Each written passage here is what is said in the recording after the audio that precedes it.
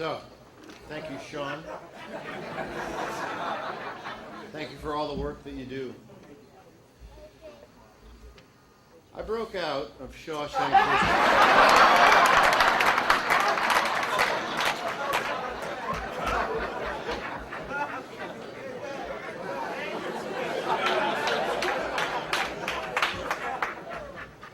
in a dramatic fashion that wound up with the warden committing suicide for his transgressions, and me living out the sweet life with a badass boat,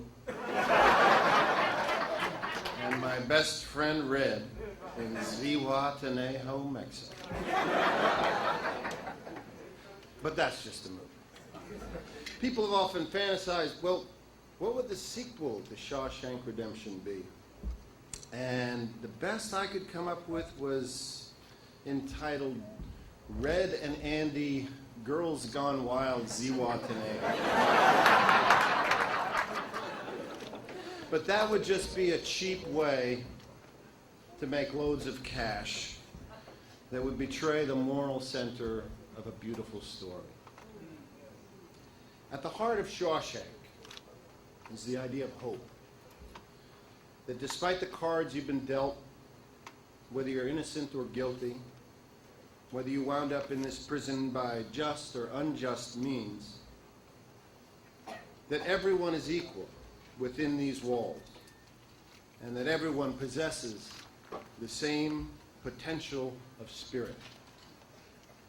That all within these walls have lives to live, choices to make, love to give, and love to receive. That beyond the transgressions and the oppression of the incarcerated life, there's always the possibility of liberation and freedom. And that freedom doesn't come from prison breaks or drugs or idle fantasy, but from the transformative power of the mind, the transformative power of the written word. And no one knows that more than you.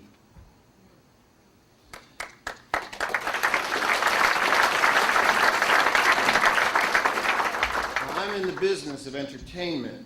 I have seen many movies and I've read a lot of scripts that put forth the idea that what makes a character develop into a new layer of cool is a sexy car chase, a kick-ass fight scene, and scoring the hot chick. And believe me, I know, and I accept the responsibility of how that errant moral representation of reality may have affected your own lives.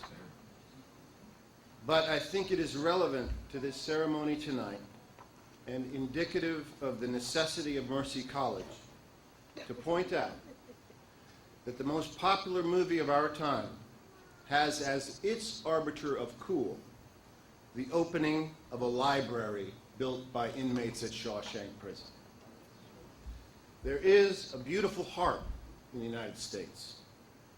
It strains against the noise of the reactionary voices that cheapen it. This beautiful heart is told to punish, to lock up those that threaten our way of life. This beautiful heart is not asked to look at the individual or the possibility of transformative change. This heart is told to hold resentment and to forget and forgive and give up on those that have fallen. But whenever this heart knows, whenever this heart sees, whenever this heart feels the specific, the individual, the human being holding on to hope, the possibility of redemption, this heart rises. This heart celebrates. This heart believes. I know this in my own heart. I know it from seeing the tremendous dedication of Bruce McLeod and Hudson Link to the idea of transformative change. I know it from the tireless and altruistic spirit of Dr. Kimberly Klein and the professors and educators that give their times and their lives to this program. I know it from witnessing the forward-thinking philosophy of Commissioner Brian Fisher and acting Superintendent Dawson Brown. And I know it from looking at you, the Mercy College graduates of 2009.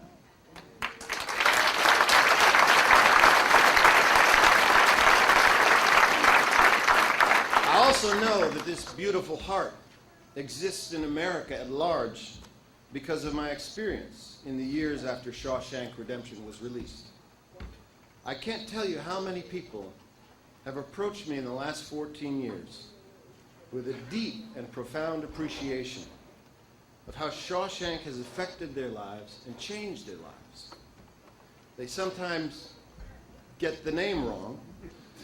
I've heard how deeply moved they are by Scrimshaw reduction, how they just saw Shankshaw for the 20th time, or how their favorite movie of all time is the Shrimp Shack's Redaction. That's true. But their sentiment is clear. There's something profoundly important about this movie to many people's lives. And I've been humbled by the response of the film, and I've been honored to hear people's reactions.